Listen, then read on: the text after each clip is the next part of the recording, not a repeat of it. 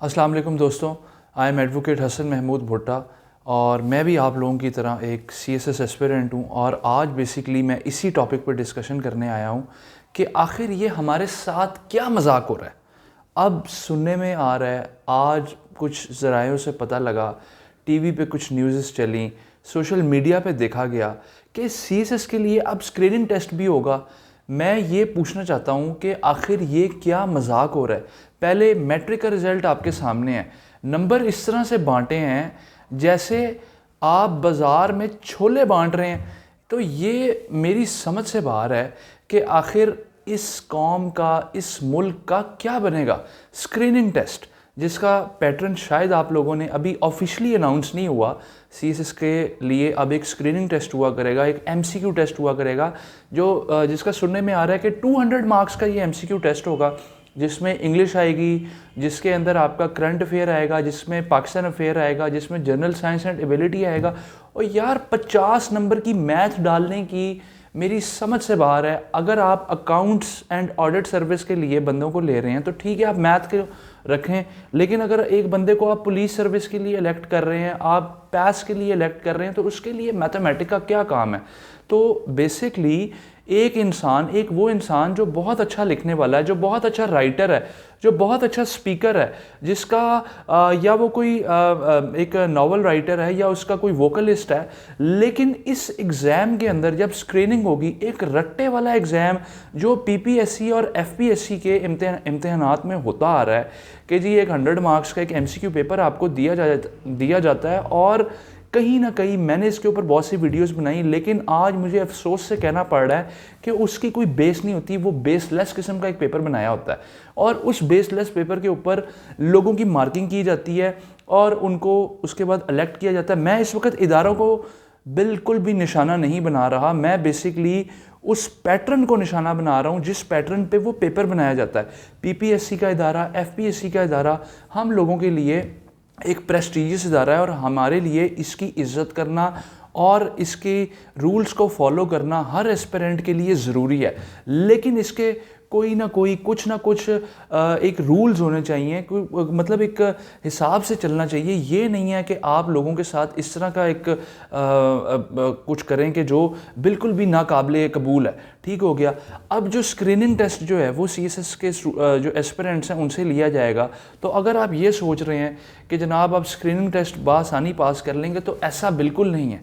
आपको screening test के लिए उसी तरह से मेहनत करनी होगी जिस तरह आप PPSC 1 पेपर के लिए प्रिपरेशन के लिए उसके लिए मेहनत करते हैं। क्या आप ये जानते हैं कि CSS की तैयारी और PPSC FPSC का जो 1 पेपर है उसकी तैयारी टोटली डिफरेंट है। CSS की तैयारी यूँ है, FPSC PPSC की तैयारी इस साइड पे, एक लेफ़्ट साइड पे जा रही है, एक राइट साइड पे जा रही है। कम से कम आपको PPSC और FPSC के एग्ज़ाम क्लियर करने के लिए 50,000 MCQ जो है वो क्लियर करना, वो याद करना पड़ता है, वो आपको रट्टा मारना पड़ता है। वो रट्टे के बगैर वो हो ही नहीं सकता।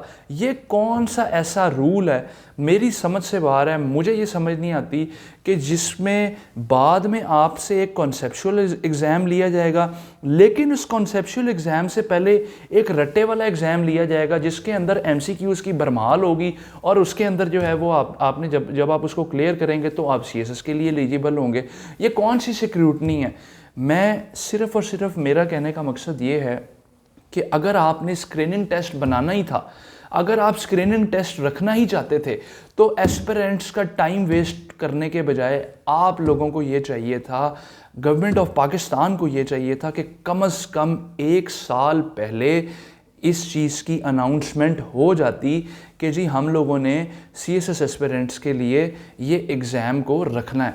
तो बेसिकली मैं इसकी सपोर्ट में बिल्कुल बात नहीं कर रहा। उसका रीज़न ये है कि हमारे यहाँ बहुत से ऐसे लोग हैं जिनका जो एनालिटिकल और उनका एक बेसिकली जब वो किसी चीज़ पे कोई भी एनालिसिस देते हैं तो वो बहुत अच्छा एनालिसिस करते हैं और एनालिसिस करने के बाद उनके राइटिंग स्किल्स बहुत अच्छे होते हैं, वो बहुत अच्छा लिखते हैं। लेकिन CSS एक पाकिस्तान का वाहिद एग्ज़ाम था जिसके अंदर रट्टा नहीं होता था, लेकिन अब इस स्क्रीनिंग टेस्ट की वजह से रट्टा भी शामिल कर दिया गया।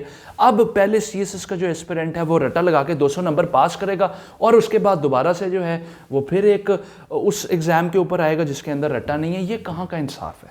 तो बेसिकली मैं ये कहूँगा, मैं इस वक्त किसी भी हुकूमती इदारे को बिल्कुल भी पॉइंट आउट नहीं कर रहा, मैं किसी के ऊपर कीचड़ नहीं उछाल रहा, मैं सिर्फ़ और सिर्फ एक इल्तजा कर रहा हूँ। एक पाकिस्तानी शहरी होने के नाते मेरा फंडामेंटल राइट है according to constitution of Pakistan कि मेरे पास ये फ्रीडम ऑफ स्पीच है कि मैं अपनी बात ये कह सकता हूँ। मैं सिर्फ ये कहना चाह रहा हूँ कि अगर ये एग्ज़ाम रखना ही था तो आपको हुकूमत पाकिस्तान को कम अज़ कम 1 साल या 6 महीने पहले इसके बारे में बताना चाहिए था। ये नहीं है कि फ़रवरी में आप एग्ज़ाम ले रहे हैं और नवंबर में, अक्टूबर एंड होने वाला है, नवंबर स्टार्ट होने वाला है और अभी तक इस चीज़ को फाइनल ही नहीं किया गया कि स्क्रीनिंग होना है कि नहीं होना। What is this? ठीक हो गया, आप ज़रूर स्क्रीनिंग लें, but in the light of my opinion या in the light of CSS aspirants opinion, मैं ये कहना चाहूँगा कि आप इसको 2023 में रखें। कम से कम 1 साल पहले बताएं बच्चों को, ताकि वो अपनी प्रिपरेशन अच्छे तरीके से कर सकें। इस चीज़ को समझने की बहुत ज़्यादा ज़रूरत है कि 1 पेपर की तैयारी टोटली डिफरेंट है और CSS की तैयारी, PMS की तैयारी टोटली डिफरेंट है।